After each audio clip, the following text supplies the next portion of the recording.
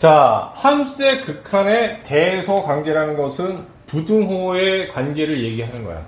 알겠니? 자, 그럼 생 어떻게 될까요? 이렇게 얘기하면 x가 a에 가까워질 때 fx의 극한값을 알파라고 하자고. 다음 이제 두 번째, 리미트 x가 a에 가까워질 때 gx라는 이러한 극한값을 베타. 그러니까 쉽게 얘기하면 fx하고 gx라는 것은 수렴해요 라는 뜻이야. 알겠습니까? 수렴값을 갖습니다 라는 뜻입니다. 자, 그렇게 했을 때 여러분 어디 보냐?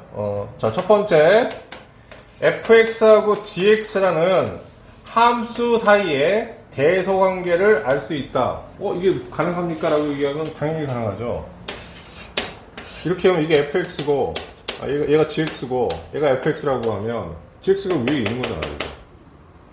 이런 상황을 얘기하는 거예요. 알겠습니까? 부등식으로 표현되는 함수의 그래프는 위아래로 결정되는 거예요. 오케이? 그러면 다음과 같이 fx하고 gx라는 함수가 이런 대소관계를 가질 때 이거이면 그러면 이거의 극한값이 알파고 이거의 극한값이 베타지. 그러면 이때 극한값도 알파 베타인데 작거나 같으면 얘도 작거나 같을 수 있어요. 이런 얘기야. 그럼 대소관계를 그대로 따라갈 수 있습니다 라는 얘기죠. 그러면 되게 어떻게 되냐면 뻔한 얘기 같을 때 이 뻔한 얘기를 고등학교 때 증명할 수가 없어. 알겠습니까?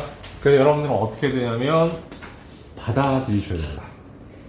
오케이? 알려져 있다로 받아들이고 암기하셔야 돼요. 오케이? 선생님 이해가? 그래서 다음과 함수 사이에 대소관계가 성립하면 그거의 극한값도 같은 대소관계를 갖는다라는 거예요. 알겠니 여기까지? 자, 그런데 이거보다 조금 더 중요한 건 뭐냐라고 하면 일종의 예외일 수 있는데 켜져 있냐? fx가 gx보다 이렇게 작을 때, 오케이? 이거일 때, 그럼 알파하고, 이거의 극한값이 알파고, 이거하고 극한값이 베타. 여기 등호 들어갔으니까, 그냥, 이해는 하기 힘들지만, 받아들이기 불편한 건 없잖아, 지금, 이제. 그렇죠? 예. 그런데, 자, 얘는 등호가 없어. 등호가 없음에도 불구하고, 극한값 사이에는 등호가 들어갈 수도 있다. 오케이?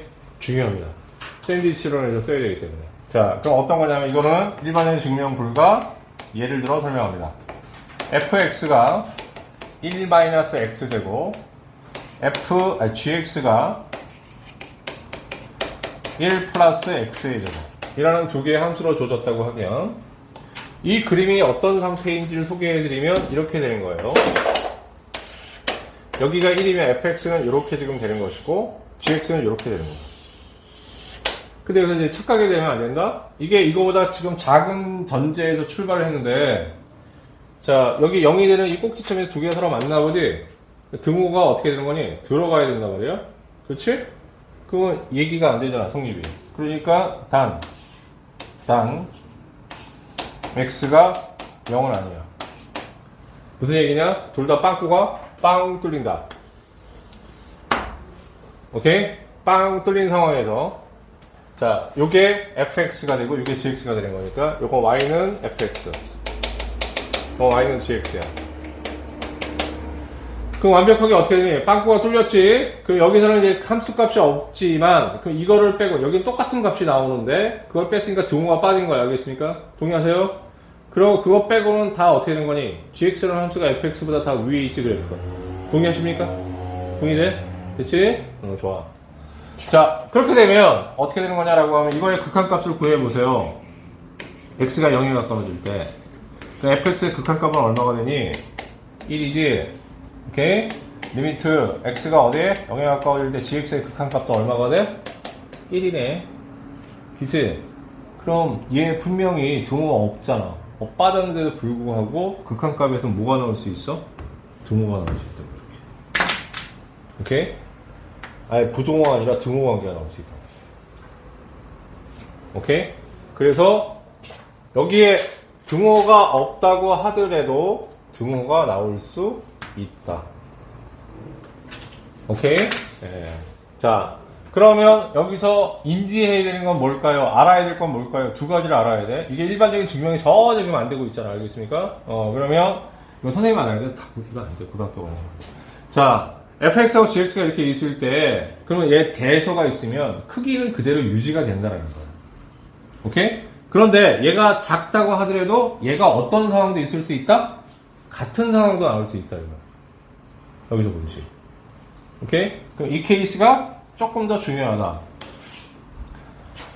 자, 그러면 이건 왜 설명했냐라고 하면 소위 샌드위치 이론에서 그 이론을 설명하기 위해서 저거 등호가 빠지는 등호가 나오는 게 중요하다는 것을 설명하기 위해서인 거야. 알겠어? 자, 그러면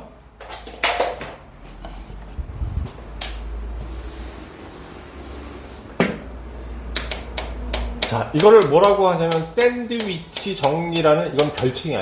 이게 정식 명칭이라기보다 다들 이제 샌드위치 정리니까 그냥 샌드위치 정리 그러고 끝내는 거야. 알겠습니까? 오케이? 그럼 샌드위치 정리라는 것은 뭐냐라고 하면 fx라는 함수하고 gx라는 함수가 있는데 이 사이에 hx라는 함수가 있어요. 이렇게.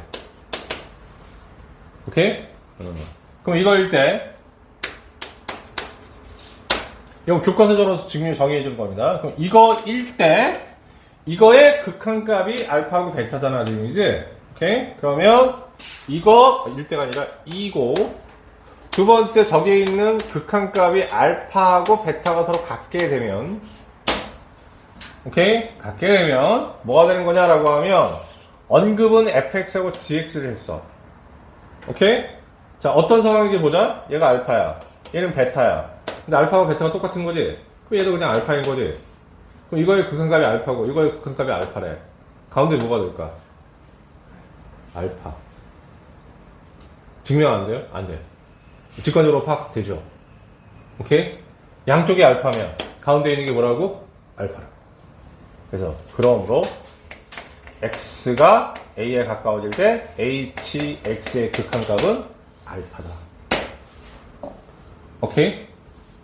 이게 바로 샌드위치 정리인데 샌드위치 정리는 있잖아. 극한을 굉장히 쉽게 계산하는 방법을 만들어주는 케이스가 굉장히 많아. 그래서 생각보다 굉장히 범용적으로 쓰여. 알았어? 그래서 대단히 중요합니다. 알겠니? 오케이? 다음. 등호가 아예 없다고 하더라도 오케이? 등호가 아예 없다고 하더라도 이런 질문 하지 마 이런 얘기야. 이거 그래서 열심히 설명합니다, 선생님이. 오케이? 등호가 아예 없더라도 얘가 만약에 알파라는 극한값을 가지면 이게 알파라는 극한값을 가질 수 있니? 있어. 이게 그 얘기 하려고 다른 밑반이야. 알았어? 오케이? 얘가 알파가 되면 얘도 알파. 등호 하나도 없는데도 불구하고. 극한값에서. 극한값. 이거하고 이게 같다는 얘기 아니라, 이게 극한값이 알파, 이것도 알파. 되면, 가운데 있는 것도 뭐가 돼야 된다고? 알파라는 극한값이야. 등호가 없더라도 샌드위치 정리는 성립한다. 왜? 자, 함수값의 대소하고 극한값은 다르다. 등호가 없더라도 어떻게 한다고? 등호가 들어갈 수 있다. 방향은 일치하지 말겠습니까? 없더라도 등호 들어갈 수 있다. 같은 경우만 있을 수도 있다.